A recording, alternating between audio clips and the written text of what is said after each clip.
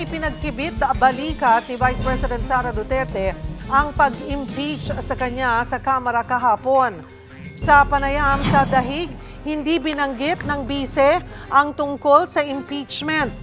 Pero nagkomento siya sa pagpapalit ng liderato sa Senado kung saan naagaw ng mga kaalyado niyang senador ang mayorya. Desisyon daw ito ng mas nakakaraming senador kaya dapat irespeto. Pero pinuna niya ang tangkang pag-aresto sa kaalyadong si Senator Bato de la Rosa. Mali yan. Tulad ng ginawa nila kay dating Pangulong Rodrigo Duterte, mali din yun. No?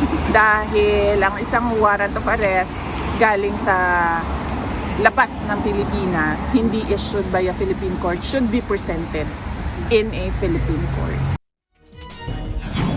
Full force din ang mga Duterte sa Kamara kahapon pero bago magbotohan tungkol sa impeachment, nag-walk out sila Davao City Congressman Pulong Duterte. Ano to, form of protest po ba ito, yung pag-walk out, sir? Anong going to do? Sir, is this walking out? Huh? Yes. Sabihin mo, sabihin ko. Sumatotal 257 na mambabatas ang bumoto para i-impeach si VP Sara. Umalma sa resulta sina Batangas Congressman Leandro Leviste at Sagip Party List Congressman Paulo Marcoleta na puro kaalyado ng bise. Pero wala silang nagawa dahil iaakyat na sa Senado ang impeachment para sa trial. Hindi tayo naghanap ng shortcut. Naghanap tayo ng katotohanan.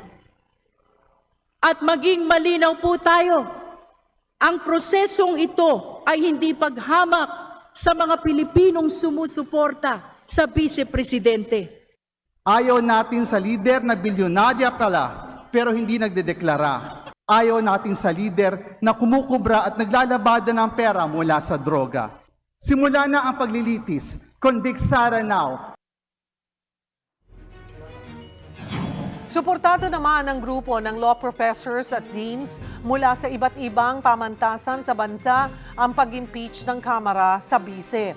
Pero binatikos nila ang kudeta sa Senado na tila tangka umano para patagalin ang impeachment trial.